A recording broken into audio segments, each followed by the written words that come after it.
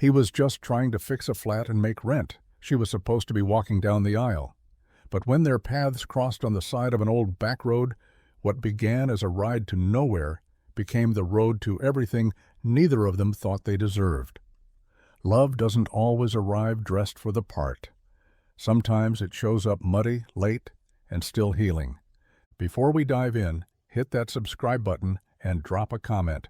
Where in the world are you watching from? The road had narrowed an hour ago. No signs, no shoulder, just cracked asphalt threading through farmland that looked more abandoned than owned. The kind of stretch Evan hated, the kind where, if something went wrong, no one noticed for days.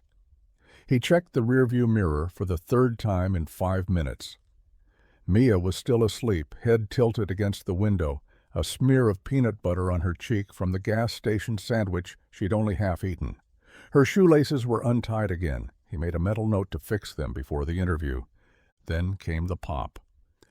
Not loud, not cinematic, just a soft, sudden thunk that made the truck jerk right. Evan's hands tightened on the wheel as the vehicle listed, pulling toward the ditch. He eased it over, heart thudding, gravel crackling under the tires until they rolled to a stop beneath a sun-bleached billboard for a campground that had probably closed 10 years ago. He got out slow, cursing under his breath, wiping sweat from his brow with the hem of his t-shirt. The heat was already climbing, thick and pulsing, like it was coming up from the ground itself. The passenger side tire was toast, shredded at the sidewall like it had been slashed. He crouched, ran a hand over the rubber, checked for anything salvageable. There wasn't. He opened the back, dug through the milk crate of tools and spare parts he kept wedged behind the seats. The patch kit was gone. Used up on that plumbing truck in Greeley 2 weeks ago, he'd meant to replace it, meant to do a lot of things. He sat on the bumper, head in his hands, the weight of every unpaid bill pressing against his spine. He was going to be late. Probably already was. "Dad?" Mia's voice was small. She stood at the window, blinking against the light, hair tangled from the nap. "We're not there yet?" He looked up at her, tried to smile. "Just a little bump, kiddo. Stay inside, okay?" She nodded, trusting him in the way only kids do when they don't yet understand how thin the thread is. Evan stood, kicked a stone across the road, and stared into the heat shimmer ahead. He was out of patches, out of options, and maybe, just maybe, out of time. The first thing he saw was the veil, or what was left of it, torn, dragging across the gravel, caught briefly on a low branch before slipping free and trailing behind her like it belonged to another life. She came out of the tree line like a ghost, barefoot, slow-moving, bouquet limp in one hand, the other clutching the skirt of a wedding dress that was stained brown at the hem. Her face was unreadable, but her eyes, they were hollow, not dazed, not panicked, just emptied out, like the part that was supposed to hold emotion had been drained clean. Evan stood by the truck, still wiping his hands with the same rag he always used, smudged with grease, streaked now with dirt from the roadside. He watched her for a second too long, wondering if she was real. She looked like something from a dream he wasn't supposed to remember. She didn't look at him, didn't flinch, just kept walking, arms tight to her body like she was holding herself in place, like the slightest wrong move might splinter her. He cleared his throat. "You, need help?" She stopped then, barely, her head tilted in his direction. Her eyes met his, bloodshot and rimmed with mascara that had given up hours ago. She said nothing. He glanced back at Mia in the truck, still half asleep with headphones in, then back to the woman. "I've got room," he said, softer now. "If you need a ride, I'm headed toward, well, somewhere." Still nothing. He looked around. No car, no other footprints. Just a worn trail through the brush behind her and the broken silence between them. The kind that made your skin itch, with the feeling that whatever happened to her had just happened. Maybe minutes ago, maybe less. She took one step forward, then another. And when she reached the truck, she didn't ask questions. Just opened the passenger door, lifted the ruined dress, and climbed in like this was a ride she'd been waiting on her whole life. Evan stood there a second longer, heart knocking around in his chest like it was trying to answer a question he hadn't asked yet. Then he got in, turned the key, and pulled back onto the road. She still hadn't said a word, but her silence filled the cab like thunder. The hum of the tires on the broken asphalt filled the cab like static, constant, low, the kind of sound that usually faded into the background. But now every note of it pressed into Evan's chest, louder than it should have been. The woman beside him hadn't moved much. She sat stiff, bouquet clutched to her lap like it was still heavy with meaning, even though half the petals had browned and fallen. Her dress, once probably white and perfect, was now creased and spotted with mud, lace ripped at the side like she'd caught it on a fence, or hadn't cared if she did. She didn't cry, she didn't talk, just stared straight ahead, eyes pinned to the horizon, like looking at him might break something she wasn't ready to name. Evan kept his hands tight on the wheel, every instinct screaming to say something, to ask, to offer, to make the space less unbearable. But he didn't. Not yet. Maybe not at all. He didn't know what she'd run from, but he knew enough about running to recognize the look. The way people sat just a little too still, like movement might invite collapse. He glanced in the rear view. Mia was starting to stir, her head bobbing, as she sat up and rubbed her eyes with the back of her hand. She blinked once, then looked toward the passenger seat and frowned. "Dad?" she whispered, leaning forward between the seats. "Who's that?" Evan opened his mouth, then shut it again. Before he could find words, Mia spoke again. "Is she a princess?" Evan blinked. "What?" "She looks like one," Mia said simply, gazing at the woman's dress with wide, unfiltered eyes. But she forgot her shoes. There was a beat, a long, uncomfortable one, where Evan wasn't sure what would happen. Then the woman let out a breath, a short one, almost a laugh, almost a sob. Her mouth curved, not quite a smile, but close enough to shift something in the air between them. She glanced down at her bare feet, dirty and scratched. "Yeah," she murmured, voice raw and unused. "I guess I did." Mia smiled. Evan caught the woman's profile as she spoke, and for the first time she looked human again, not a ghost, not a question mark, just a girl in a dress, riding shotgun in someone else's truck, heading nowhere on purpose. The silence came back, but this time it wasn't as sharp. The gas station sat like an afterthought on the side of the road, half-lit sign flickering, paint peeling from the awning, a single pump still working and angled just enough to look like it wanted to give up. Evan pulled in on instinct more than necessity. The truck still had a quarter tank, but he needed something else. Air, space, an excuse to slow down before whatever this was became something he couldn't put back. He parked beside the pump, engine ticking into silence, and glanced over. She hadn't moved in miles, just kept that bouquet in her lap, fingers white-knuckled around it like letting go might mean admitting something out loud. He cleared his throat, nodding toward the small concrete building ahead. "There's a restroom inside, coffee too. Not the good kind, but it's hot." She didn't answer, just blinked once and opened the door. Inside, the place smelled like burnt sugar and diesel. A tired teenage clerk leaned on the counter, scrolling his phone, not even pretending to care. Evan grabbed 2 coffees, black for him, cream and sugar for her, though he had no real reason to know her preference. It just felt right. By the time she came out of the restroom, the change was jarring. The dress was gone. In its place were faded jeans and a hoodie that hung off one shoulder like it had been borrowed from someone taller. Her hair was wet at the ends, pulled back in a makeshift tie. She looked younger, smaller, but not softer. The sadness didn't leave with the dress. It clung to her, the same way storm clouds linger after the worst of it has passed. Her eyes met his across the aisle of beef jerky and postcards, and for a split second she looked like she might say something, but she didn't. She just took the coffee he offered, murmured a quiet thanks, and turned toward the window. Back at the pump, Mia had her forehead pressed to the glass, drawing hearts in the fog. She waved when she saw them. Aubrey waved back, the tiniest smile cracking through the exhaustion. Evan watched her a moment longer, then opened the door and slid behind the wheel. The gas tank clicked full. No one said a word as they pulled back onto the road. But something had shifted, small, invisible, and heavy with the weight of someone who'd taken off a costume and wasn't quite sure what was left underneath. They passed the last road sign 10 miles ago, just a rusted sheet of metal riddled with buckshot and years. The highway had turned narrow and tired, lined with pines that leaned like they were listening. Evan kept his hand steady on the wheel, knuckles pale from tension he hadn't admitted yet. Aubrey hadn't spoken much since the gas station.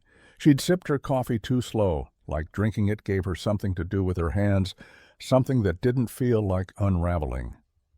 Mia had drifted off again in the back seat, tangled in her seatbelt, one hand still clutching the little sketch pad she took everywhere. Evan glanced at her in the rear view, then back at the road just as Aubrey spoke, soft and clipped. "There's a place up ahead," she said. "You can drop me there."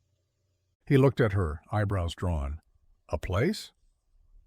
She pointed vaguely toward the right, toward a hand-painted sign half hidden in the overgrowth. Rosewood Inn. Vacancy. The word vacancy was missing a few letters. Evan frowned. "That place is barely standing." She didn't blink. "Doesn't need to be standing long." The truck slowed anyway. His foot wasn't sure what it wanted. He pulled into the gravel lot, headlights catching on weeds that had swallowed half the fence. The porch light flickered once and died. The front desk window was smeared and dark. "You're not staying here," he said finally, his voice quiet but firm. Her face shifted, just barely. "It's fine." "It's not," he said. "That place isn't safe for anyone, especially not alone, especially not tonight." She turned to him, expression unreadable. "It's not your problem." He looked at her then, really looked. Mud still clung to the hem of her jeans. Her hoodie sleeves were damp. Her eyes had the kind of glassy distance you only see in people who've spent the last few hours trying not to shatter. "I've got a couch," he said. "It folds out, it's clean, and my daughter's in the house, so nothing weird, just safer than this." She hesitated. Evan saw the calculation happen behind her eyes, the pride, the exhaustion, the fear of accepting something she hadn't asked for. Finally, she nodded, once, barely more than a breath. "Just for the night," she said. "Just for the night," he echoed, pulling back onto the road. But in his gut, he knew better. People didn't run this far just to sleep and leave. The night settled slow, like it was hesitant to fall all the way. The house creaked in the way old places do, shifting under its own weight, joints popping with temperature changes and memory. Evan had laid the couch out earlier, clean sheets pulled tight, one of Mia's extra blankets folded on the armrest. Aubrey hadn't said much when she stepped inside, just offered a quiet thank you and carried her coffee cup to the sink like she needed a task to make her feel useful. Now she sat curled at the end of the couch, bare feet tucked under her, hoodie sleeves pushed to her elbows. The dim lamplight caught on the ink along her forearm, faint lines, dark curves, numbers too precise for decoration. Mia noticed them first. "What's that?" she asked, sleep-heavy, from her perch on the stairs. She hadn't gone to bed yet. She always lingered when strangers were in the house. Aubrey looked down at the marks like she'd forgotten they were there. "Just maps." Mia patted closer. "Where to?" Aubrey hesitated. "Nowhere, really. Or roads I shouldn't have taken." Mia blinked at her. "But you took them?" A nod. "Yeah." "Did they all go bad?" Aubrey looked up then. Her eyes caught Evan's, just for a flicker, raw, tired, exposed. "Some just didn't go anywhere," she said. Mia stood quiet for a beat, then reached out and gently touched the edge of one of the lines, just with her finger. "You should add new ones, better ones." Aubrey swallowed, nodded again, and managed a smile that didn't quite reach her eyes. "Maybe I will." Later, after Mia had finally gone to bed and the house had gone still, Evan passed by the hallway leading to the guest room. The door was cracked, just enough to hear the sound of quiet unraveling. Not sobbing, just the kind of slow, deliberate crying that people do when they're trying to make sure no one hears. The kind that comes after you've held it in too long. He stood there, frozen, hand brushing the frame, didn't knock, didn't speak. He just let her have the space to fall apart, because some storms don't want shelter. They just want the dignity of falling in peace. Morning came with a haze thick enough to blur the edges of everything. Mist clung to the grass outside like it didn't want to lift, like the night hadn't quite let go. Evan was already up, boots on, before the sun had cleared the hills. He made coffee black and too strong, just the way he liked it when there was something he didn't want to feel. Aubrey was quiet when she came down the stairs, hair damp from a sink rinse, hoodie sleeves pushed to her elbows again, same jeans from yesterday. She didn't look rested, just more put together, like armor was easier to wear than fatigue. Mia had already gone. Neighbor's kid took her on Thursdays when Evan needed a job lead. Aubrey sat at the kitchen table and wrapped both hands around the mug he set in front of her. Neither of them said much. They didn't have to. The silence between them had become something almost comfortable, like a bruise that still hurts but no longer bleeds. She stood after 2 sips, nodded once, and said, "I should go." He followed her to the truck, keys in hand, jaw tight. The drive was short, 10, maybe 12 minutes, but every second of it felt like a door creaking slowly shut. She looked out the window the whole time, fingers curled tight in her lap. When he pulled up in front of the same sad-looking inn from the night before, the vacancy sign still flickering like a bad promise, she didn't move right away. "This is fine," she said, barely above a whisper. He nodded, tried to say something, couldn't find the words. He wanted to tell her the couch was still there, that she could stay one more night, that he wasn't trying to save her, but he didn't want her to vanish either. Instead, he said, "Good luck." She opened the door, slid out slow, then turned back just once. "Thank you," she said. He watched her walk across the lot, bouquet still in hand, though the petals were nearly gone now. She didn't look back. The door shut behind her. He drove away without checking the mirror, but every mile felt like he was leaving something behind that hadn't even started yet.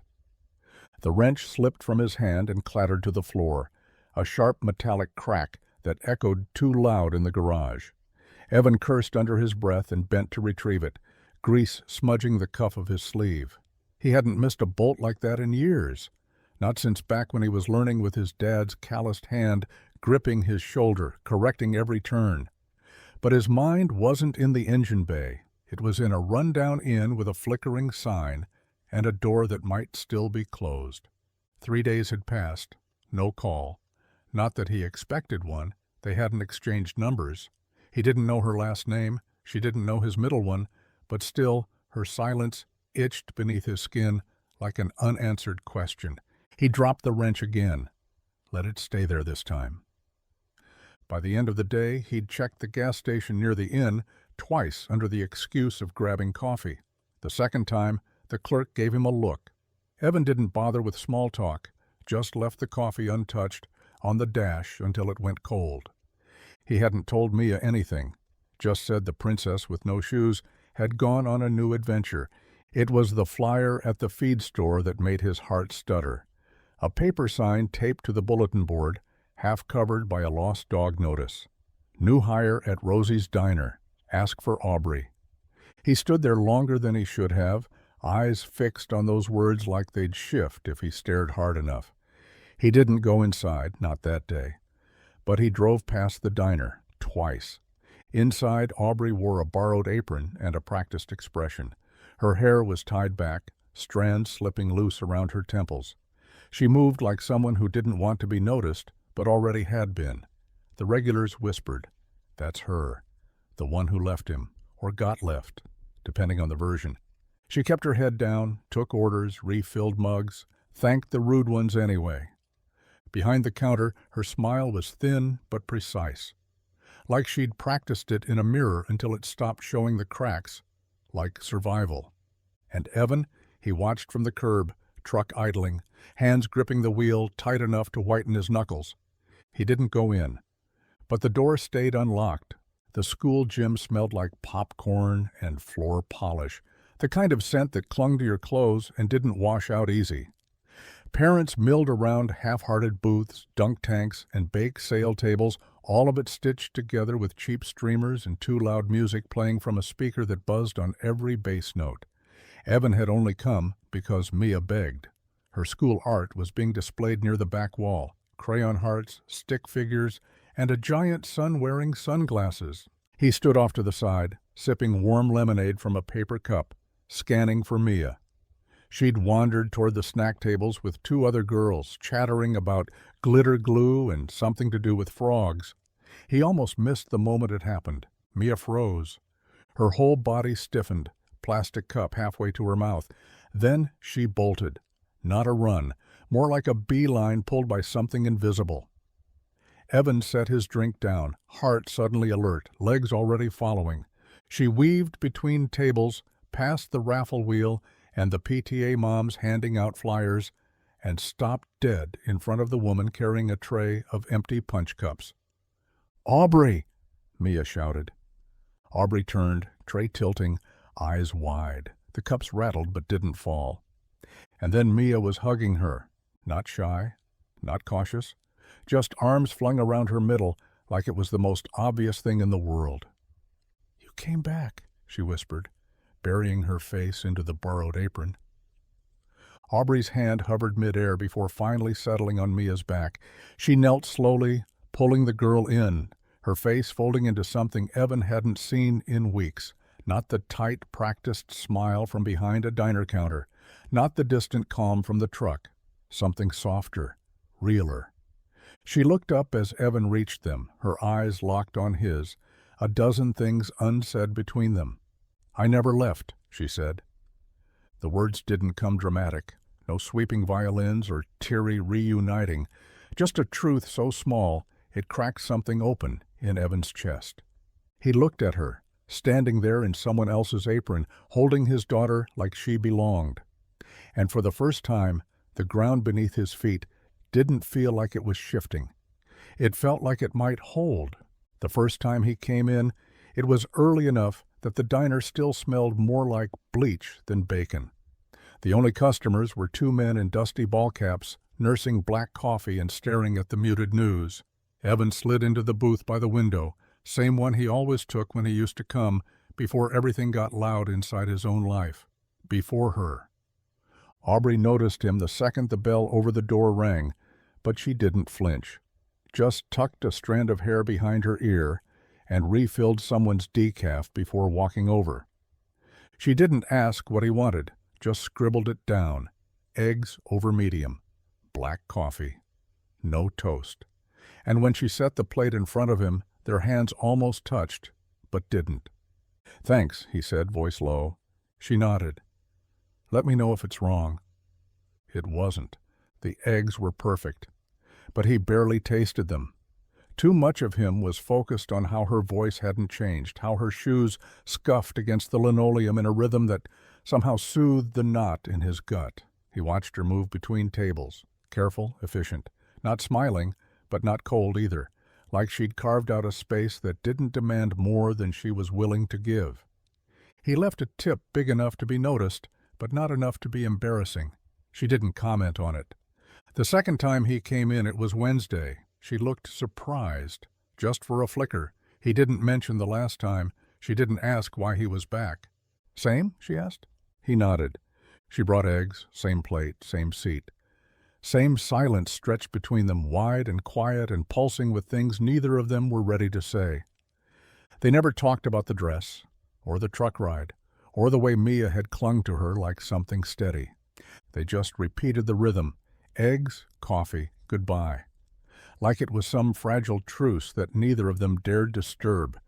But when he left the third time, she slipped a folded napkin onto the edge of the plate. No note. No number. Just a single line drawn in pen.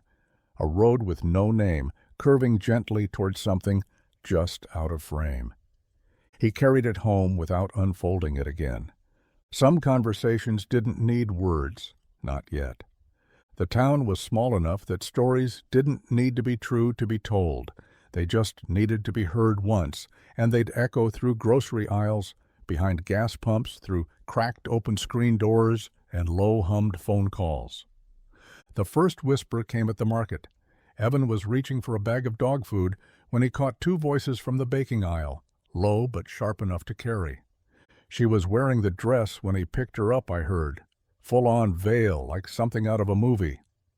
No ring, though, and no groom, just the mechanic and his kid. The rustle of flour bags, a soft, amused scoff. Can't say I blame her. Poor man's been alone too long.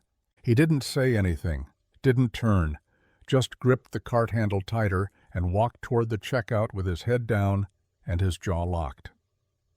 Aubrey heard it too. She always did. At the diner, it drifted in with the morning rush, slipped between coffee refills and pie slices like steam off the griddle. No one said anything to her face. Not exactly. But she felt the shift. Customers who once looked past her now stared too long. A woman in pearls left half her meal untouched and asked the owner if someone else could bring the check.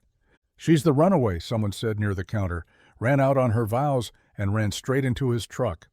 Aubrey didn't flinch, just wiped down the same spot on the counter 3 times and smiled like it didn't matter, like she didn't hear. But she did. Every word settled somewhere under her ribs, thick and hard and familiar. Evan came in that night, late, sat in his usual booth, ordered the eggs. When she brought them over, she didn't speak, neither did he. He saw the tension in her shoulders, the way she held the coffee pot tighter than she needed to. He thought about saying something, about defending her, about telling the town what they didn't know, that she hadn't run away. She'd walked towards silence because silence had felt safer than promises made with shaky hands. But he didn't, because saying it out loud would mean claiming it, claiming her. And he wasn't sure the town or his heart was ready for that. So instead, he just nodded once, took the coffee, ate the eggs. But it stung, both of them, quietly, relentlessly, like splinters no one would help pull out. The storm came in sideways, wind snarling through the alleys, rain pelting the diner windows like it was personal. By morning, the sky had cleared, but the damage had settled where no one could see it. The basement had flooded overnight, not the dramatic kind you saw on the news, just enough to soak through everything and leave the air heavy with the smell of mildew and rot. Aubrey stood at the top of the stairs, mop in one hand, a flashlight clenched between her teeth.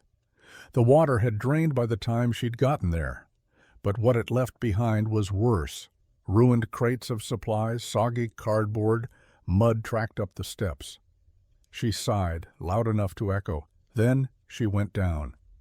Evan showed up without being called. Word had already spread, the way it always did in towns like this. By the time he knocked on the back door, he was already wet, rain still coming down in lazy, cold sheets, soaking through the shoulders of his worn jacket. "You heard?" she asked, stepping aside to let him in. He nodded.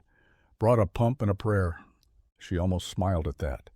They worked in silence for the first hour. The pump gurgled and spit. The mop squeaked against the slick floor, and the only conversation came from the occasional grunt or curse as something too heavy shifted wrong. She kept brushing a wet strand of hair from her face with the back of her wrist. He kept pretending not to notice how it stuck to her cheek. Then the mop broke. Not the handle, the head, snapped clear off, the soggy cotton flopping uselessly to the side like it had finally surrendered. Aubrey stared at it. Evan raised an eyebrow, and then, without warning, she started laughing. It wasn't delicate or careful, it was sharp and sudden and loud enough to bounce off the basement walls. She doubled over, wiping at her eyes with the edge of her soaked sleeve, laughing like someone who hadn't in a long, long time. Evan just leaned against the wall and let her. Then he laughed too, quiet at first, then louder, when she handed him the mop handle like it was a sword. "This is the worst," she said between gasps. "Seriously, I have mud in places I didn't think mud could reach. You should see your face. You should see yours." And in that moment, standing in ankle-deep water, surrounded by the wreckage of a storm and a pile of ruined supplies, it didn't feel like cleanup. It felt like something being rebuilt from the inside out. It was tucked in the bottom of Mia's backpack, folded twice, and half crumpled between a math worksheet and a permission slip he didn't remember signing. Evan found it while digging for her lunchbox, fingers brushing paper that felt heavier than it should have.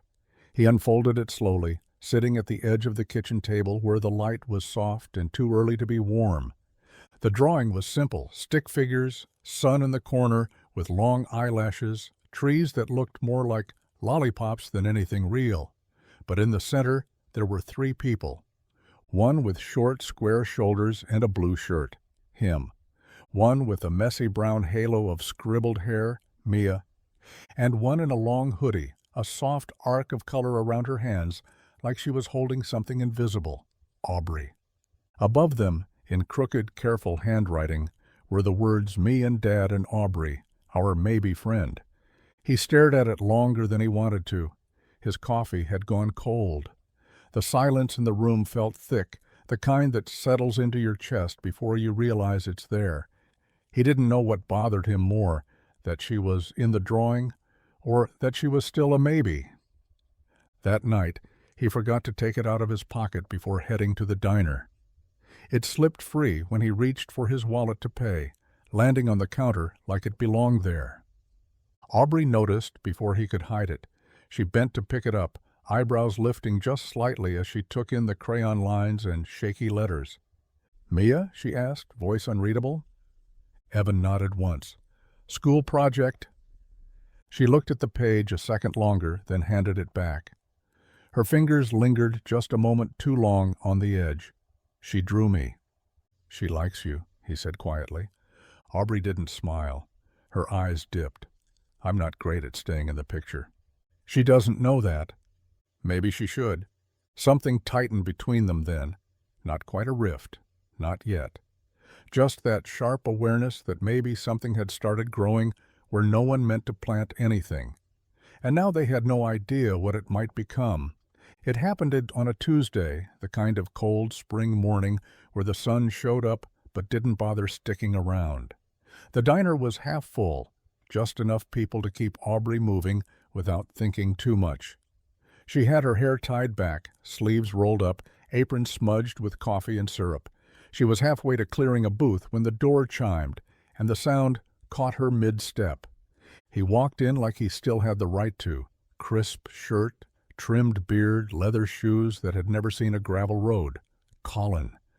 With a bouquet of lilies clutched in one hand and something heavier in the other, an envelope thick with bad intentions. Aubrey didn't move. Her whole body went still in that way people freeze before a crash. He spotted her, offered the kind of smile that once worked on her mother and the pastor, and anyone who hadn't seen it up close long enough to know better. She didn't take the flowers. He set them on the counter anyway. "I'm not here to fight," he said, voice low and sweet like he was talking her off a ledge he'd built. "Just wanted to talk. Smooth things over." Aubrey glanced at the envelope in his hand. "You brought a lawyer." "Just paperwork, nothing dramatic. You left things messy." "I meant to." Someone cleared their throat in the back, Evan wiping his hands on a rag by the coffee station. He hadn't been watching, not exactly, but he hadn't looked away either. Colin followed her eyes, saw Evan, smirked. "He the new reason?" Aubrey didn't flinch. "He's none of your business." "You walked out before the vows, Aubrey. That's not nothing." "No," she said, voice sharper now. "That was everything." Colin set the envelope down next to the lilies and left with a look that said this wasn't over. The door slammed harder than necessary. Aubrey stood still a second longer, then swept the flowers into the trash. The envelope followed. Evan said nothing, just watched her from the counter, jaw tight, chest hollow with something he hadn't named yet. She went back to bussing tables like it hadn't broken something open, but Evan saw it, all of it, and the quiet that followed wasn't peace. It was pressure. Building. Waiting. Evan didn't stop showing up, he just stopped staying. He still came to the diner, same booth by the window, same order. But his coffee stayed fuller than it used to. His glances didn't linger. When Aubrey brought the eggs, he didn't meet her eyes, just said thanks with a voice stripped down to polite. She noticed. Of course she did. He stopped walking Mia to the door at school, too, dropped her off in the pickup line like clockwork, truck idling, eyes fixed on the road ahead. Sometimes Aubrey would be there, helping with art setup or field day snacks, sleeves rolled and hair tied back, always moving, always trying not to look like she was waiting for something. She never approached, just nodded if she caught his eye. He usually looked away before that happened. She didn't ask what changed, didn't press. She just pulled the walls tighter around herself, the ones she thought she'd started taking down, rebuilt them brick by brick, in silence. At home, Evan told himself it was safer this way, less confusing, easier for Mia, easier for him. You didn't risk breaking things that never got close enough to be held. He kept busy, took on extra shifts, cleaned tools that didn't need it, fixed a fence no one used. He answered Mia's questions with half smiles and changed the subject whenever she brought up the drawing again, the one with the 3 of them. She probably doesn't even remember, he'd say. Mia would shrug, unconvinced. Aubrey kept showing up anyway, not in ways you could call chasing, just there, steady. Like someone who didn't want anything, but didn't know how to disappear either. She stayed late at the school fundraiser, sorted supplies at the food pantry, helped Miss Adele fix the heater at the library without being asked. People started liking her, trusting her. The same ones who whispered before now asked for her opinion on paint colors and pie recipes. She kept her head down, didn't let it soften her too much. Because even if Evan wasn't saying it out loud, she'd seen the shift.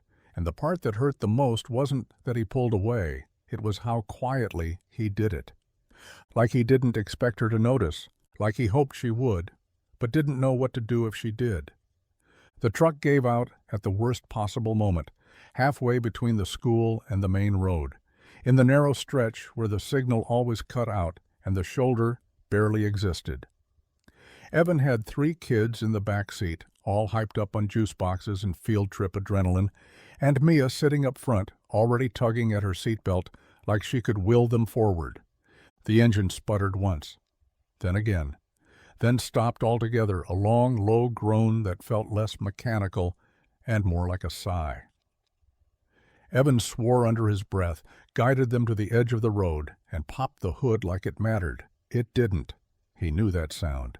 Starter was gone. Again. Because he'd put off replacing it. Again.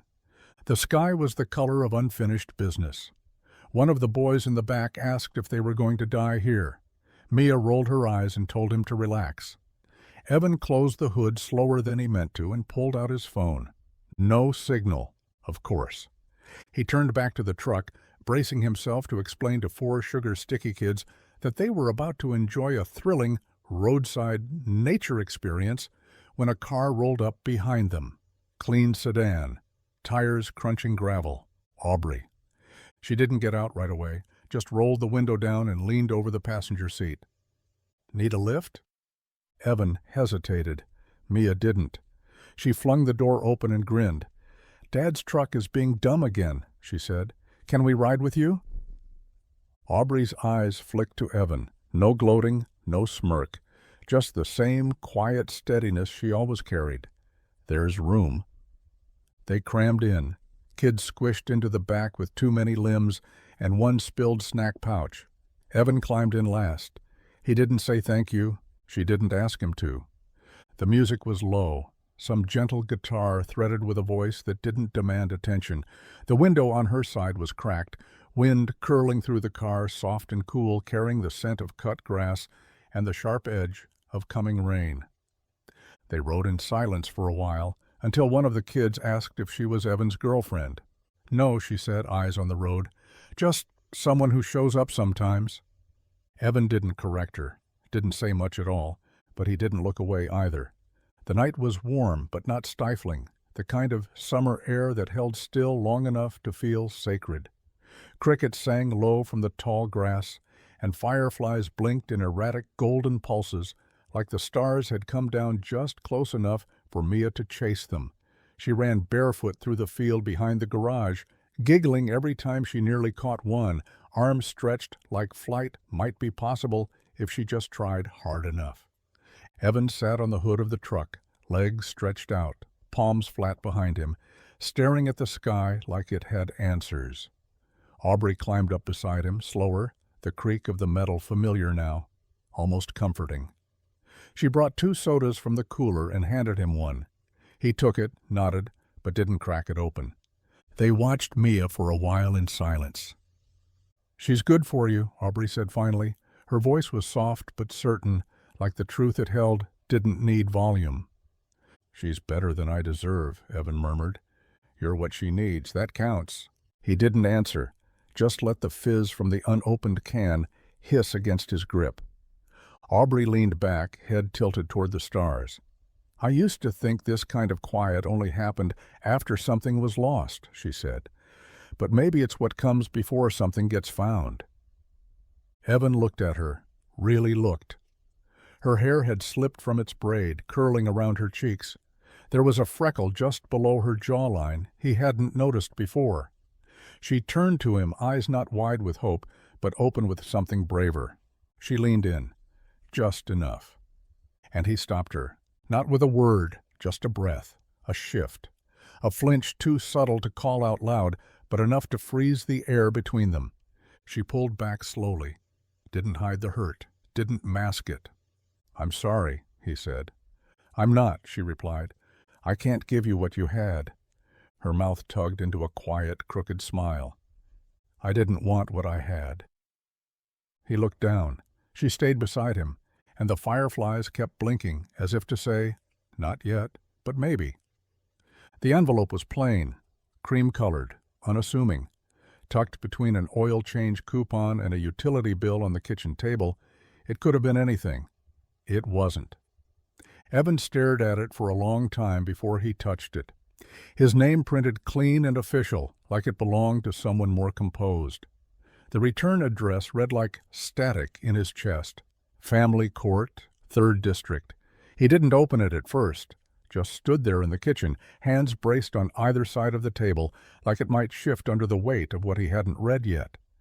When he finally tore it open, the air changed, thickened, like a storm had moved through the room without sound. The language was stiff, formal. Buried in it were words that didn't belong in his home: concern for well-being, petition for review, alleged instability. Beneath that, names he hadn't seen in years. Mia's maternal grandparents. They wanted partial custody. They claimed the environment wasn't stable, that Evan's income was unpredictable, that Mia needed more structure, more support, more opportunity. More. Always more. Evan stood still, the pages shaking in his hand. He couldn't tell if it was anger or fear. Mia was upstairs, singing to herself, some nonsense tune from a cartoon he didn't know. Her footsteps thumped across the ceiling, happy, light, innocent. They didn't know her laugh. They didn't know the way she counted fireflies out loud, or how she wrote notes for the lunchbox he packed her every morning, even though they always ended up crumpled. They didn't know how she still slipped her hand into his at school drop-off like she wasn't too old for it yet.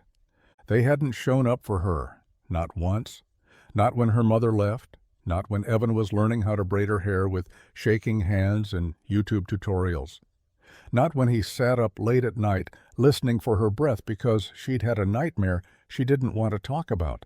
But now that she was thriving, now that she laughed more days than she didn't, they wanted in. He sank into the chair like his legs had stopped holding him. There was no one to yell at, no one to blame except time and grief, and the world for giving paperwork the power to question love. Outside, the wind picked up.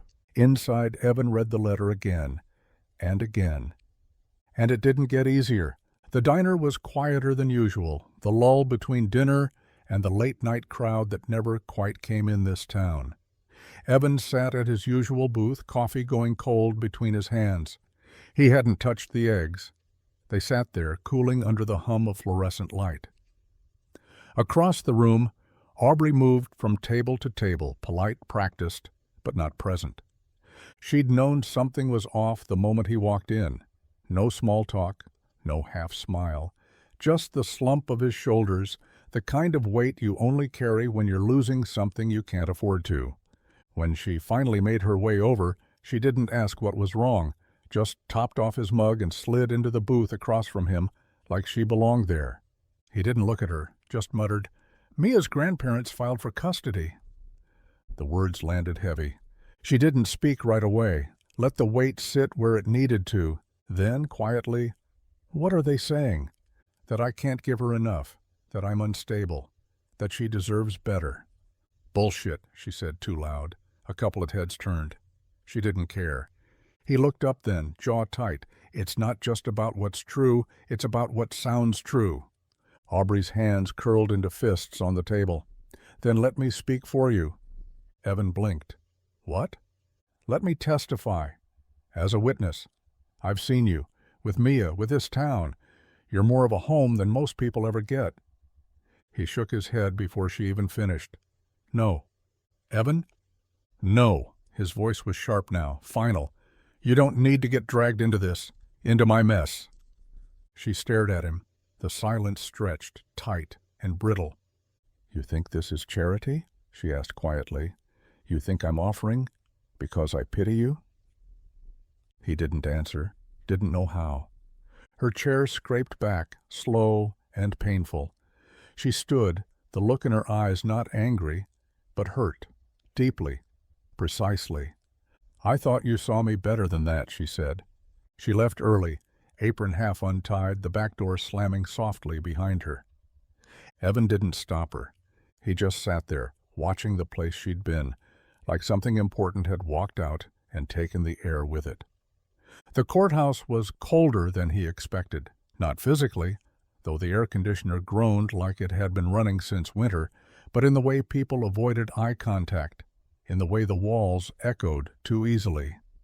Evan stood just outside the courtroom doors for a long minute, his reflection caught in the pane of safety glass. His shirt collar itched. The borrowed jacket didn't quite fit across the shoulders. The lawyer assigned to him, fresh-faced and kind, in the way people are when they know they are underpaid, had told him to keep calm, speak simply, stay respectful. But how do you simplify raising a daughter on your own with nothing but two hands and a garage full of barely running cars?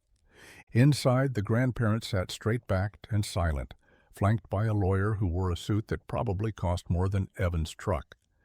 They didn't look at him when he entered, just whispered to each other like they'd already decided the outcome. He kept his hands folded in his lap. Let them say their piece. They used words like stability, academic consistency, future potential. They said things that sounded good on paper, things that weren't untrue, just incomplete. When it was his turn, Evan stood, the room blurred at the edges. "I'm not perfect," he said. "I don't own a house. Sometimes dinners, eggs, and toast. But Mia knows she's safe. She knows I'll be there, every day, every morning, every night. I don't leave." His voice cracked then, but he didn't stop. "She's my whole world, that's it." And then she walked in. Aubrey. No warning, no announcement. Just the door creaking open and her silhouette pausing before she stepped into the room.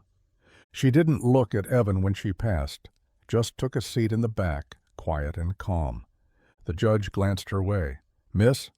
She stood slowly. "Aubrey Lewis. I'd like to speak." The lawyer tried to object. The judge waved him down. Aubrey's voice was steady, unshaken. "I've seen a lot of parents quit when things get hard. But Evan?" She looked at him now. "He shows up, every time. That's what a parent does.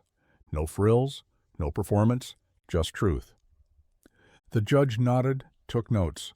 3 weeks later, the letter came. Custody remained unchanged. And Mia? She never knew how close she came to being taken. But Evan did, and so did Aubrey. It was taped to the door, No knock, no call, just paper and ink, fluttering slightly in the late afternoon breeze like it hadn't already changed everything. Evan saw it as he pulled into the driveway, Mia asleep in the back seat with her face pressed to the window, hair tangled from the wind. He stepped out slowly, careful not to wake her, eyes locked on the folded envelope, like it might vanish if he looked away.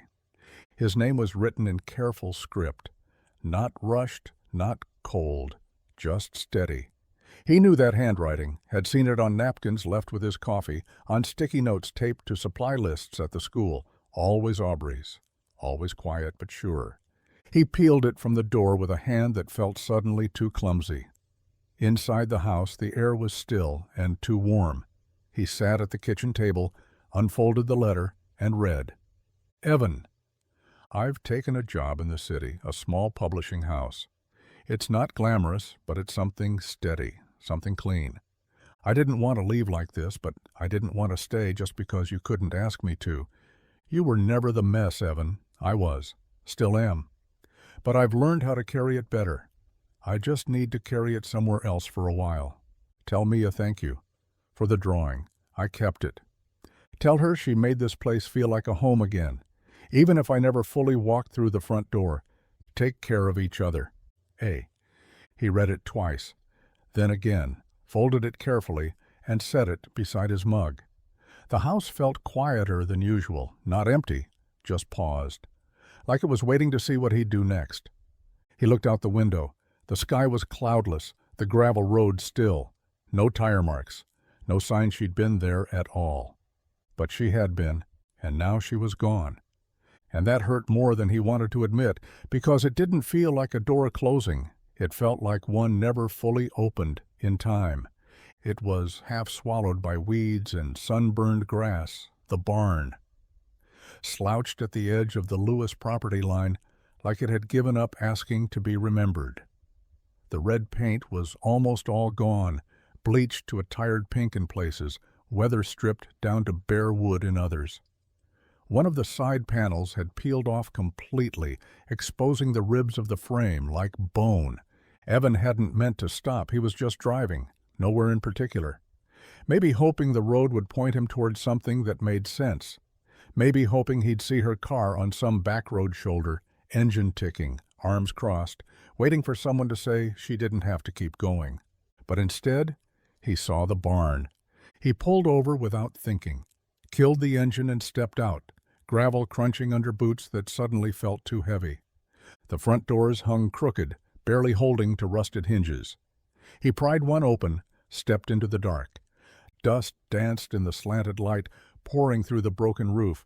It smelled like cedar and thyme, old wood, soil, a memory soaked too long in silence. There was a ladder collapsed in the corner, an old workbench, and there, near the back wall, a nail-pierced board with a hand-scrawled sign above it in faded marker, Event Supplies, Dad says someday. Evan exhaled hard, his breath fogged in the cooler air inside the barn, then vanished.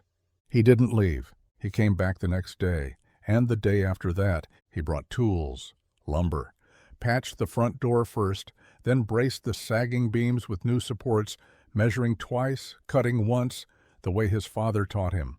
He worked slow, intentional, not for efficiency, but for care. The kind you offer when you know someone once loved something enough to dream through it. By the end of the week, one half of the roof was solid. The leaks stopped dripping. The structure no longer moaned every time the wind shifted.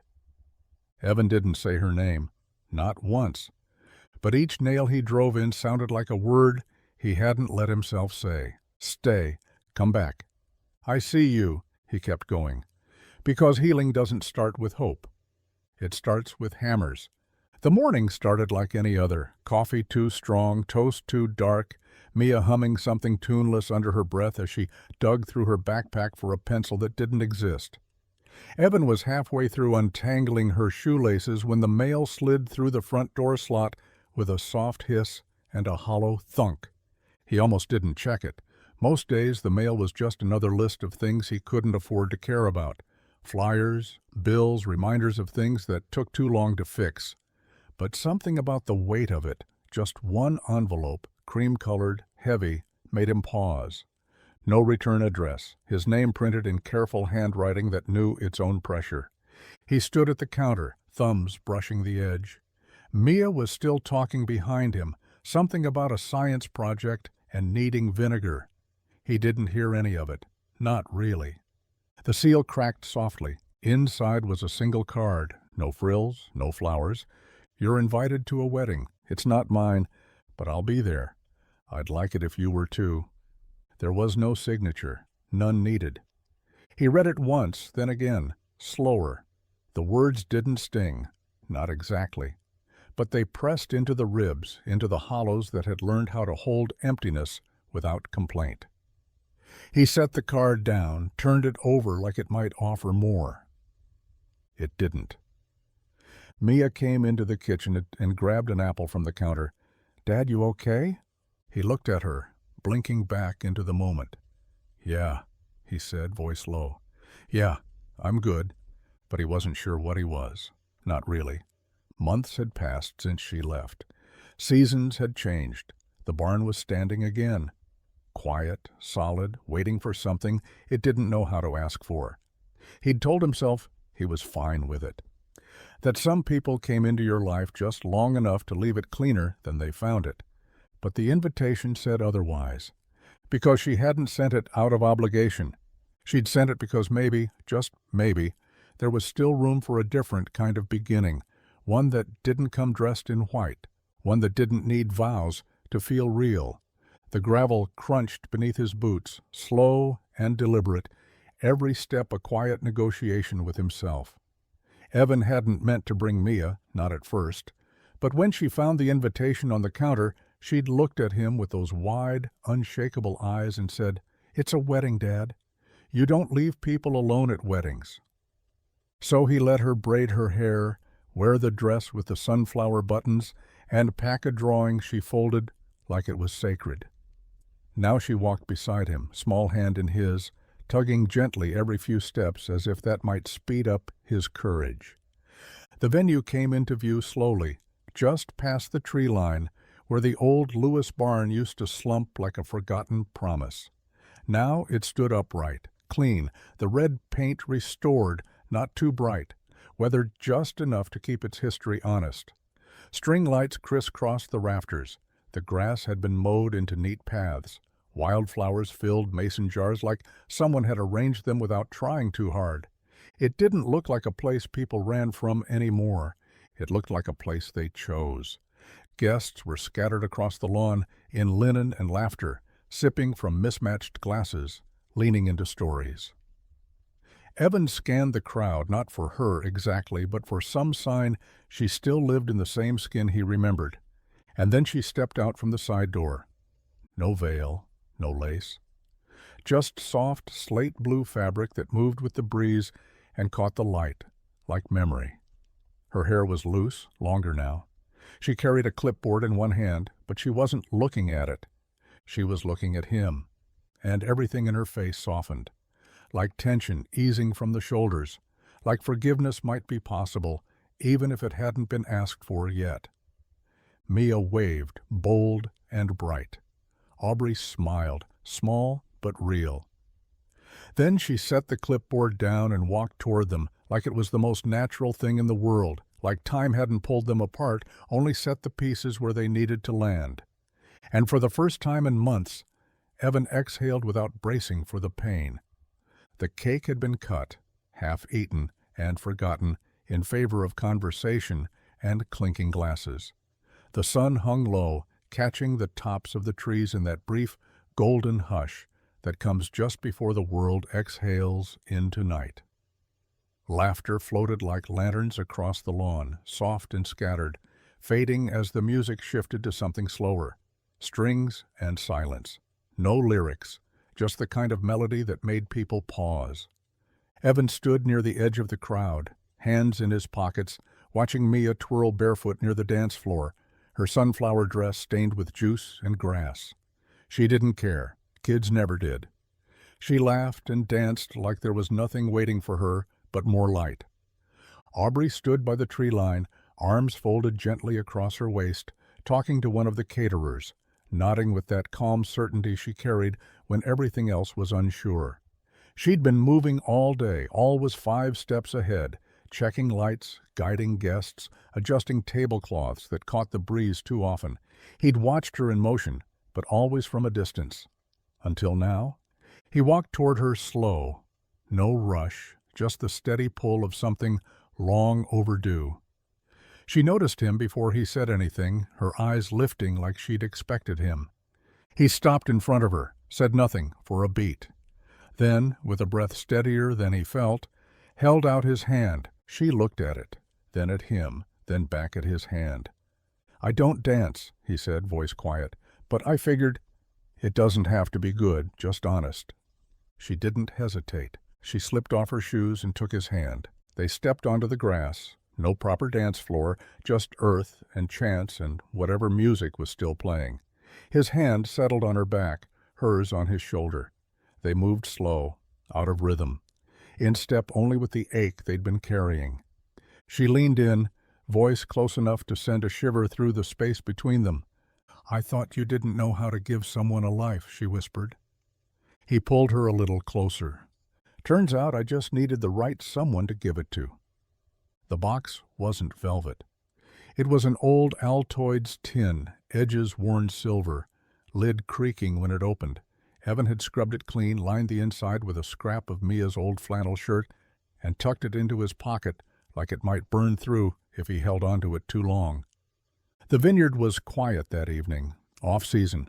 The guests had gone, the chairs were stacked in the barn, and the last of the fairy lights blinked sleepily in the breeze.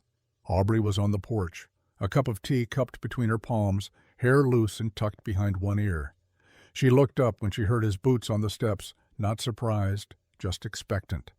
That had become a thing between them, knowing before being told.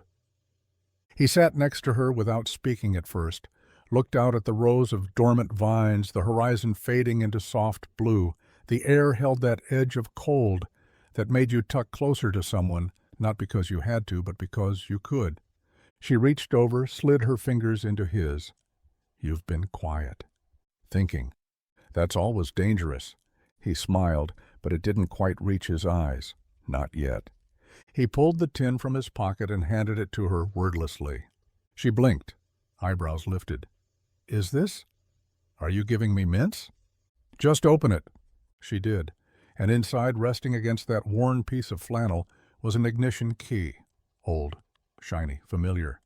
Aubrey stared at it for a moment too long, then looked at him. Something caught between disbelief and laughter, already brewing behind her eyes. "You rebuilt it?" she whispered. "It's the one from the truck, the night we met." She looked at him again, softer now. He cleared his throat, voice lower than usual. "I don't have a ring, not the kind people expect, but I figured this started it. You, me, that truck." Her eyes shimmered, lips parted in a breath she didn't quite let go. "You changed my route, Aubrey," he said. "I didn't know where I was going until I broke down, and there you were." She closed the tin, leaned into him, and whispered into his collarbone, "I'm still here." The sun filtered through the branches of the old oak, warm and dappled, like it was trying to give them its quiet blessing.